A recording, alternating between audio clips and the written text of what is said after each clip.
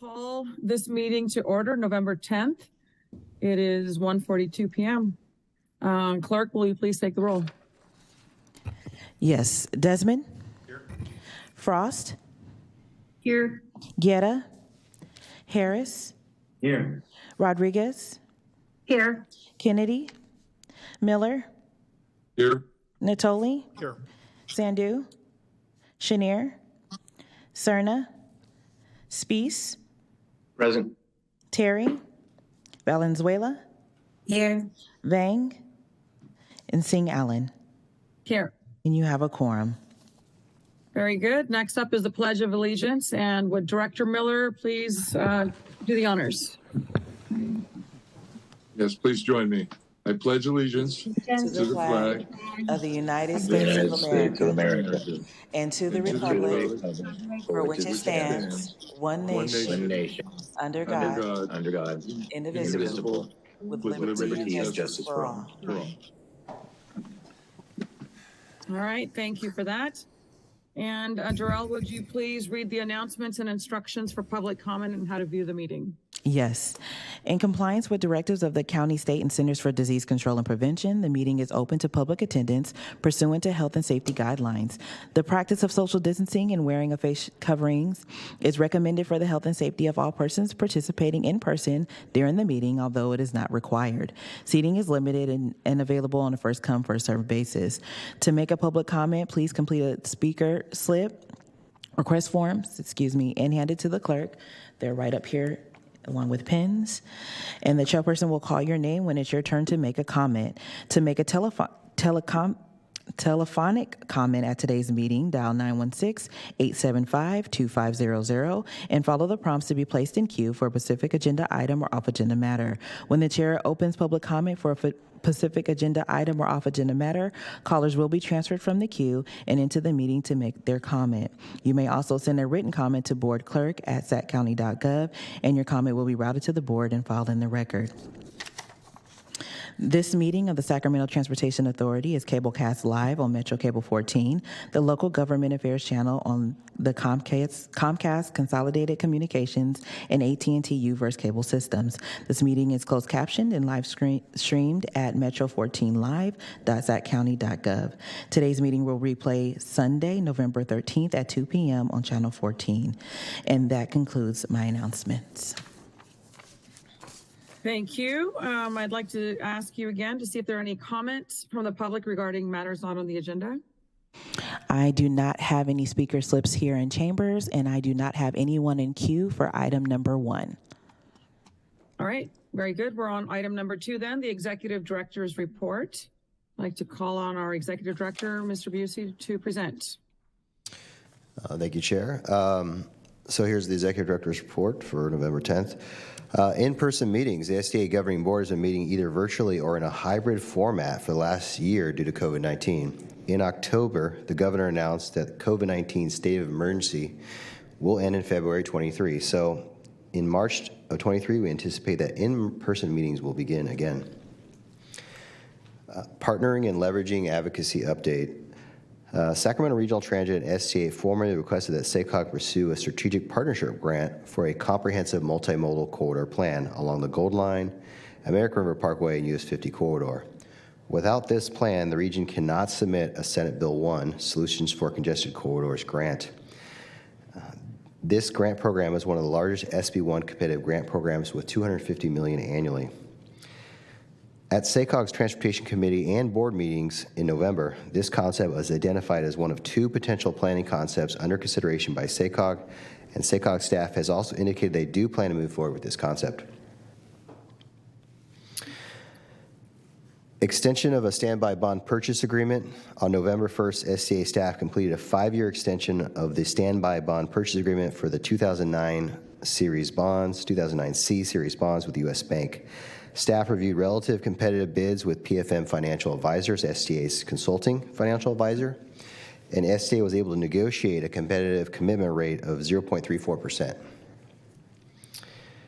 And then finally, with the election occurring on Tuesday, the fate of the Citizens Initiative is unclear, and an update of results should be released tomorrow at 4 p.m. STA staff will continue to monitor the results.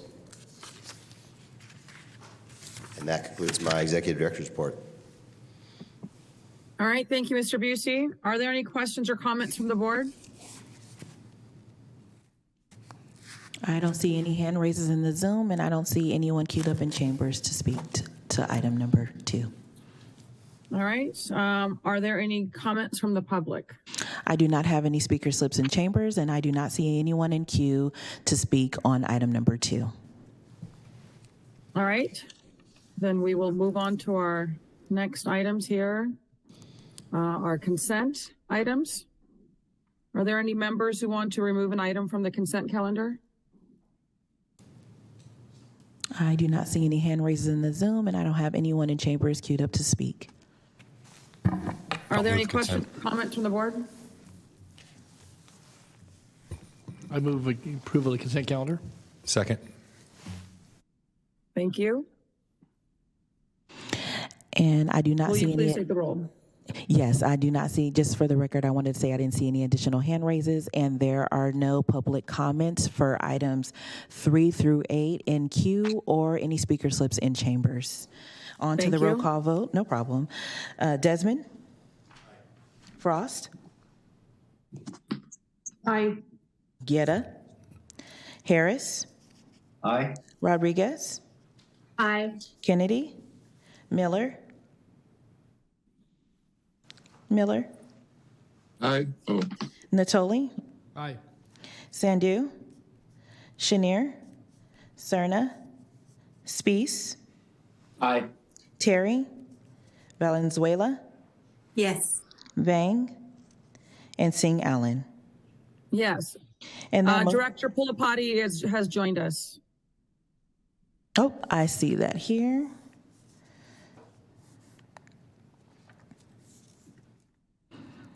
Yeah, sorry about that. I joined late, so yes from me. Oh, no problem. And did you want to cast the vote to pass consent items 3 through 8? Yes. Yes, okay, perfect. And your motion carries with Directors Guetta, Kennedy, Sandu, Chenier, Cerna, and Vang being absent. All right, thank you. So we are moving on to our next item. Item 9, reestablishment of the Sacramento Abandoned Vehicle Service Authority Program. I'll turn it over to Kevin.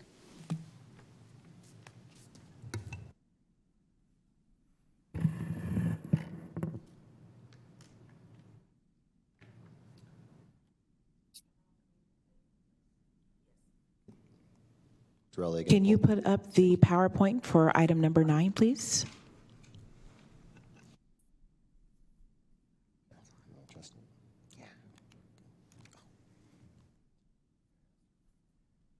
Good afternoon, Chair, Vice Chair, board members. Jennifer Dahl and myself are here to present on item 9, which is reestablishment of the Sacramento Abandoned Vehicle Service Authority Program. Jennifer is going to provide some background before we get into the discussion.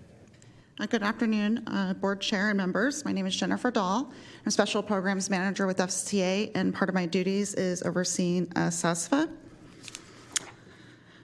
Abandoned Vehicle Service Authorities was established in 1990 with Assembly Bill 4114. It was signed into law permitting the creation of abandoned vehicles for service authority and the abandonment of abandoned vehicles in a county, and the imposition of a $1 vehicle registration fee. Oh, I went back. There you go. The fee is collected by the DMV and allocated by the State Controller's Office. A quick background on the Sacramento Abandoned Vehicle Service Authority. It was established in 1992. The governing board that sits concurrently as the Sacramento Transportation Authority Governing Board. Sacramento County and the cities of Ileton, Galt, and Sacramento were the original members, followed by the cities of Folsom, Citrus Heights, Elk Grove, and Rancho Cordova. The SASFA program was initially authorized for a period of 10 years and was executed twice for 10-year increments. Overall SASFA program stats. In the nearly 30 years of the program, there was $30 million in revenue, 300,000 abatements. In the last 10 years, 24% increase in revenues and about 207% increase in abatements. And on average, 50% of member costs are covered by SASFA revenues. Proposition 26 was approved by a majority of California voters in 2010 and required that certain state and local fees be approved by a 2/3 public vote. Proposition 26 also changed the definition of taxes to be broader. The proposition identifies 7 exemptions, including reasonable regulatory cost. In early 2021, the SASFA fee program was set to expire on April 30th, 2022. Legal counsel advised that the SASFA fee qualifies as a tax under Prop 26, and therefore its extension would require a public vote with a supermajority or 2/3 adoption threshold. In 2021, the SASFA Governing Board initiated the renewal of the SASFA program by the way of tax measure C on the June 2022 election ballot. The final election results for Measure C were received on July 12th with a 57.7% voter approval. The measure did not pass by the 2/3 voter approval requirement. And I'll leave it to Kevin to take over.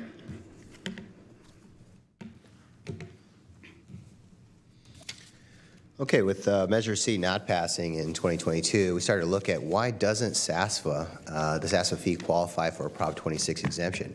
And there is a reasonable regulatory exemption, Exemption 3, which I'm showing up on the screen here, which it looks to fall within, but the real issue here is that abandoned vehicles authorities do not have regulatory authority to issue licenses and permits.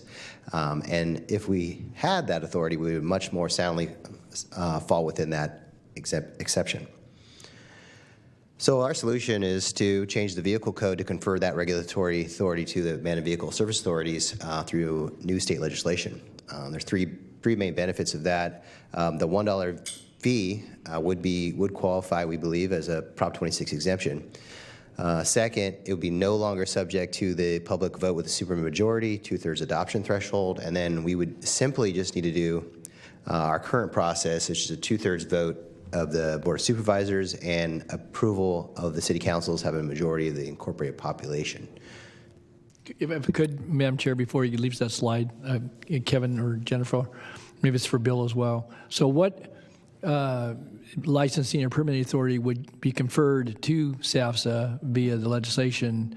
I get it that that's a way to address the hindrance to actually putting forth the fee without having a 2/3 majority vote. But what is it that we would be permitting or licensing, or what latent power would be given to the authority, I guess, if it's latent and or active? So I think what we're exploring right now is an amendment to the vehicle code provision that would basically establish kind of a regulatory program that gives SAFSA and any other abandoned vehicle authority, service authority, to issue some kind of like a parking permit, something analogous to a parking permit, something that addresses vehicles that have, been that are derelict, been neglected, left there too long.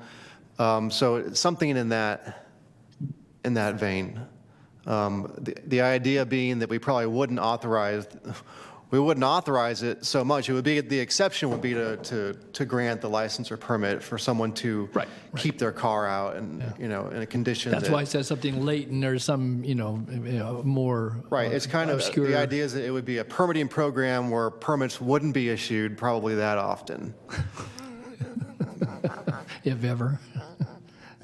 I think that. Okay, I appreciate. Again, I was just kind of curious because it wasn't clear to me from what it is we would be doing relative to if you're going to tow somebody's vehicle. It needs to be something more than collecting money and allocating money. Got it. Yeah. Can I ask a follow-up question? Sure.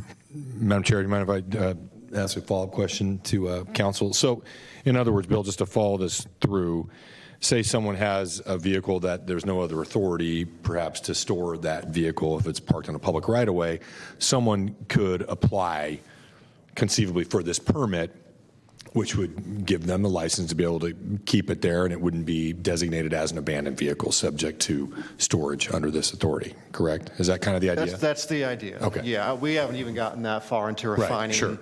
We just kind of want the broad, it could just be a couple of sentences in the statute to just say that the AVSAs can now grant permits and licenses to carry out this program, and then we kind of get into the weeds of what that would look like. And some of it might mirror or overlap with what the cities and counties can already do. I mean, cities and counties already have that authority to, abate abandoned vehicles, but SAFSA doesn't, and that's what we need. So might be a redelegation of that authority versus something that's already vested with cities and counties. And so we would have some umbrella, again, you haven't crafted all this, but it would be delegating our authority to the agency who is a member agency? We don't know that yet. It could be something like that, or Yeah, that's a good question. That was my thought, too. a partnership of some kind, Yeah, yes. right, okay. Oh, go ahead. Sorry. This is serious. So if cities and counties already have this authority, what's the advantage of SAFSA having the same authority in the same jurisdiction? To do this countywide and to be able to call this a fee and not have to go to a vote again.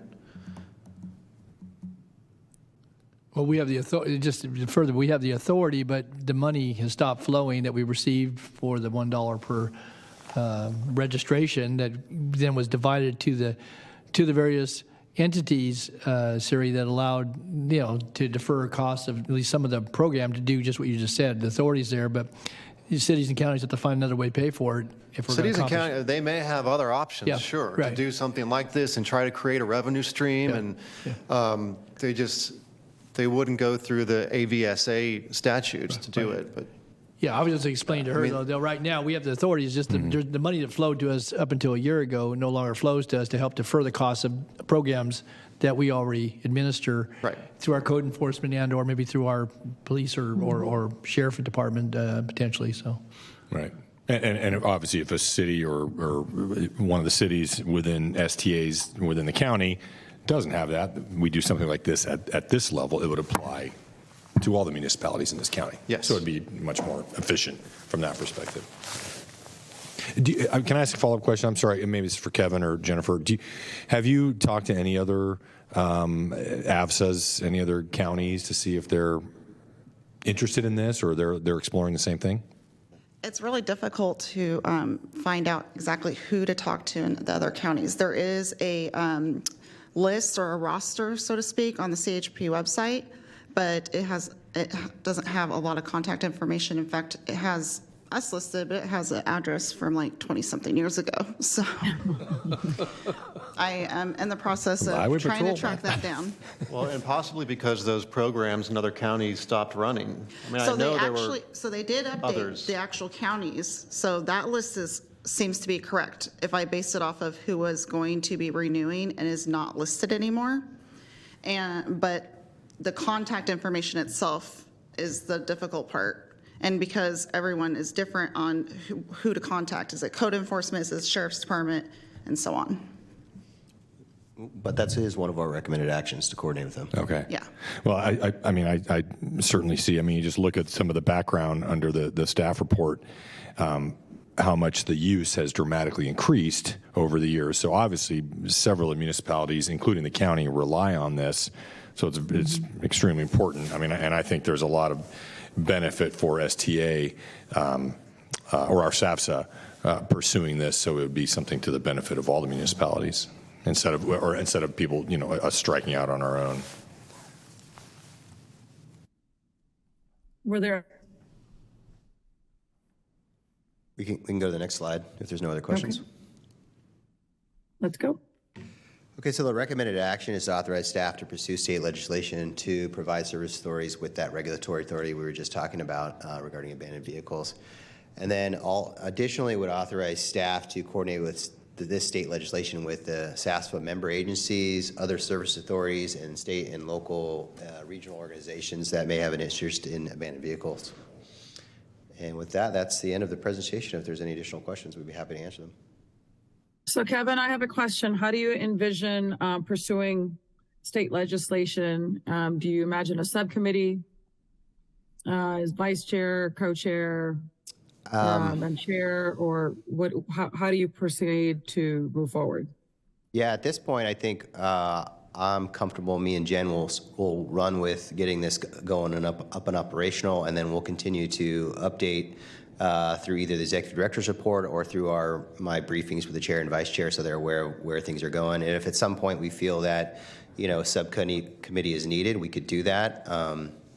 But at this time, I don't think it's needed. We really need to make some more headway to defining the approach first. Okay, so it'll be approach and then ideally identifying a member to carry the legislation. Absolutely. I see Director Frost's hand is raised. You have the floor.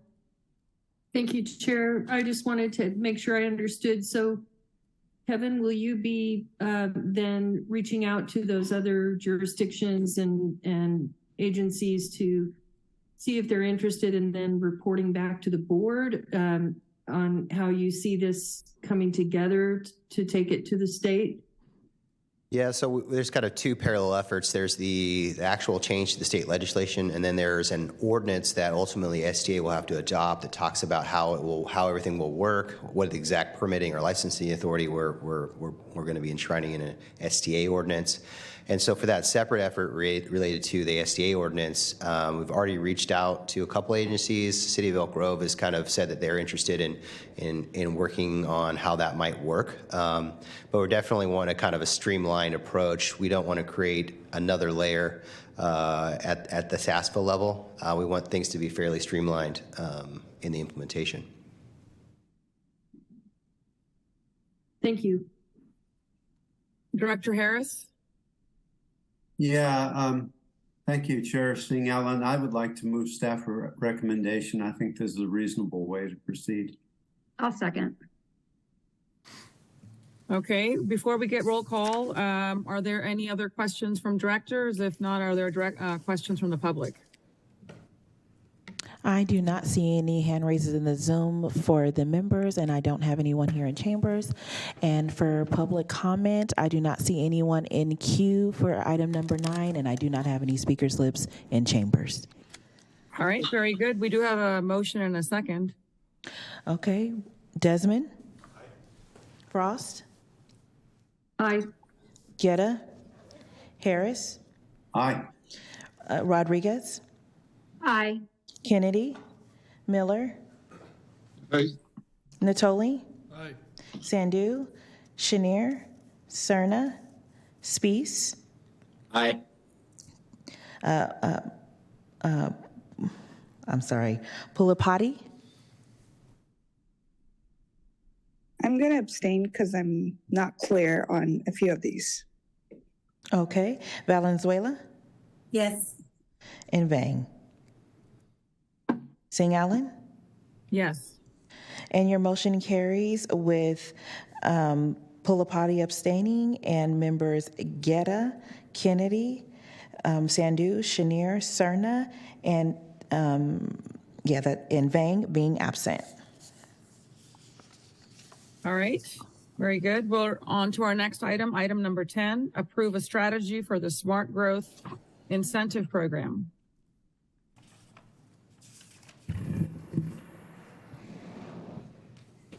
And could you put up the PowerPoint for item number 10, please?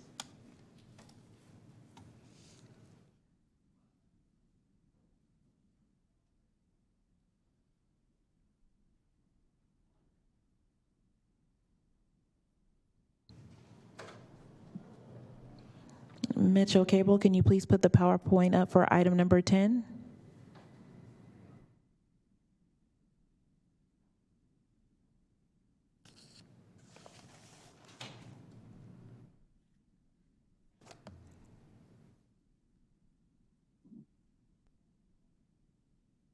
There we go.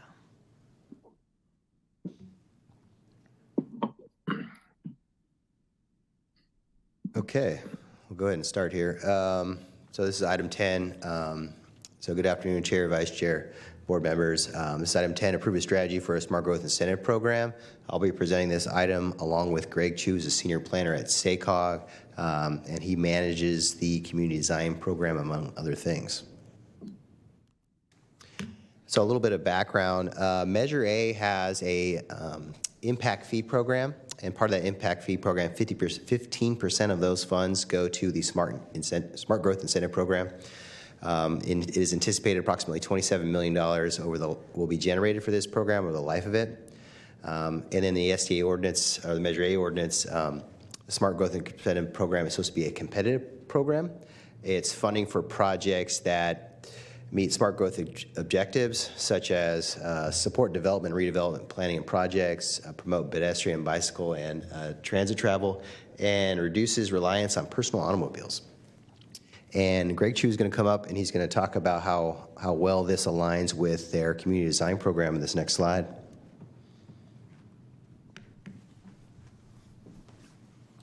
Great, thank you, members of the board.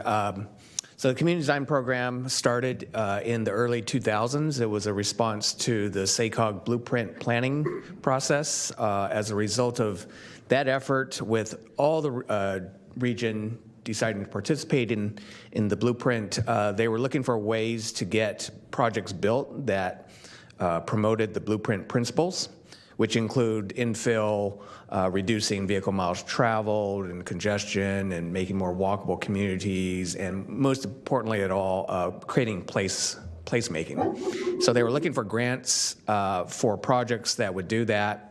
The SACOG board decided to set aside some of the money that it gives out every 2 years in the regional funding round program, and that's where the community design program was set up. It's a competitive program to go after projects that would promote placemaking. And in particular, because we use state and federal transportation funds for the vast majority of these grants, they would come in the form of either complete street programs and street improvements that will make it more walkable and pedestrian-oriented, or bike trails, or things that of similar nature.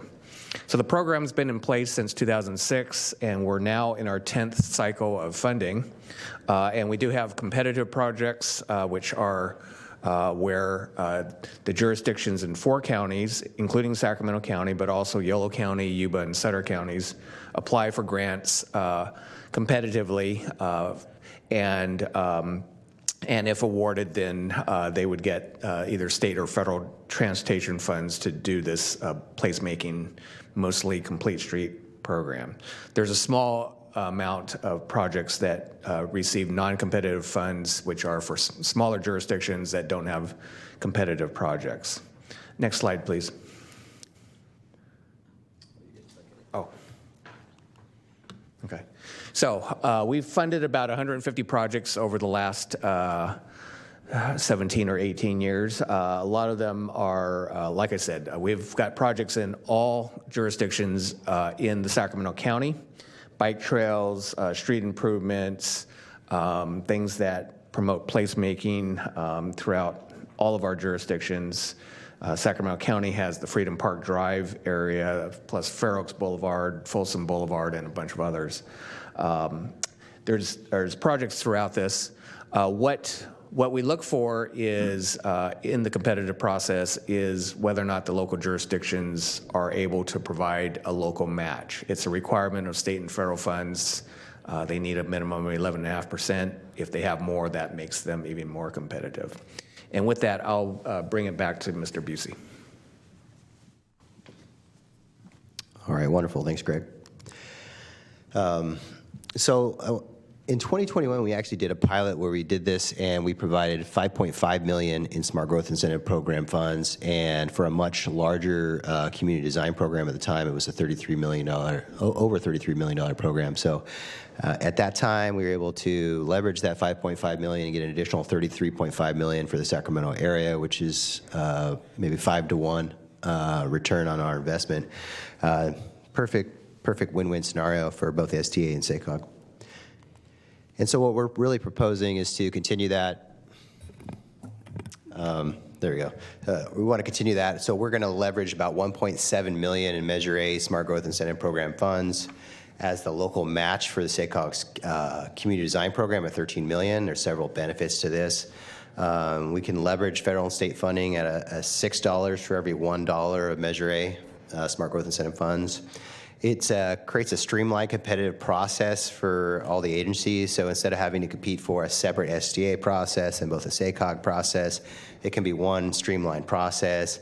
And allows all agencies to compete because SDA will be providing the local match. So if you're an agency that doesn't have local match this year, that's okay because it'll come out of the Measure A Smart Growth Incentive Program fund. So to me, this is a real win-win. And these community design projects are the projects that I really enjoy the most. And so with that, the recommended action is to approve this strategy for leveraging the Measure A Smart Growth Incentive Programs as the minimum local match for SACOG's community design program. Open to any questions that you may have for either me or Greg. All right, thank you, Mr. Busey, for your presentation. Are there any questions from the board?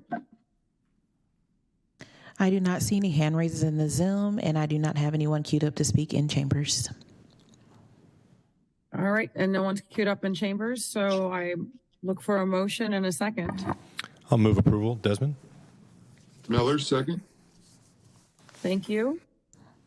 Okay, and just for the record, there was no public comment in queue for item number 10 or in chambers. On to the roll call vote. Desmond? Frost? Frost?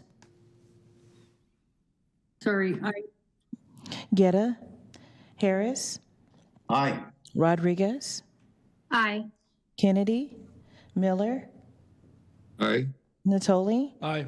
Sandu? Chenier? Cerna? Spees? Aye. Pulapati? Yes. Valenzuela? Yes. Vang? And Singh Allen. Yes. And your motion carries with directors Guetta, Sandu, Chenier, Cerna, and Vang being absent. All right, very good. On to our next item. We are hoping to continue this item. So I would look for a motion and a second to continue item number 11. I'll make a motion to continue item 11. Second. Thank you. And just to confirm, that was a motion by Rodriguez and a second from Harris? Yes. Okay. Yes. And I'm going to say, just for the record, there were no public comments for item number 11 in queue or in chambers. And on to the roll call vote. Desmond? Aye. Frost? Aye. Guetta? Harris? Aye. Rodriguez? Aye. Kennedy? Miller? Aye. Natoli? Aye. Sandu? Chenier? Cerna? Spees? Aye. Pulapati? Yes. Valenzuela? Yes. Vang? And Singh Allen. Yes. And your motion carries with directors Guetta, Kennedy, Sandu, Chenier, Cerna, and Vang being absent. Thank you. Next item, comments from authority members. Any comments from the board? I do not see any hand raised. Oh, sorry. There. This is Jeff. I just wanted to say goodbye to y'all. This is my last STA meeting as a seated council member, so fare thee well. Thank you, Director Harris, for your service, not only on this board, but on numerous boards that you serve on, and to your city and your district. We're all very grateful that you stepped up to serve. Thank you, sir. Well, you're welcome, Bobby. It's been a real pleasure to serve with all of you as well. Director Frost? I feel like I'm going to say this probably several more times before it's over, but Jeff, I wanted to thank you for your thoughtful and intelligent leadership over time. And it's been an honor and a privilege to serve with you on the STA board, and we're all going to miss you on all the boards. So I just didn't want to let this moment pass, and I hope we see you around after this in another way. Well, thanks, Sue. Appreciate that. Wish It you was a pleasure to meet you, Jeff, on this board. Yeah, likewise for Rosario.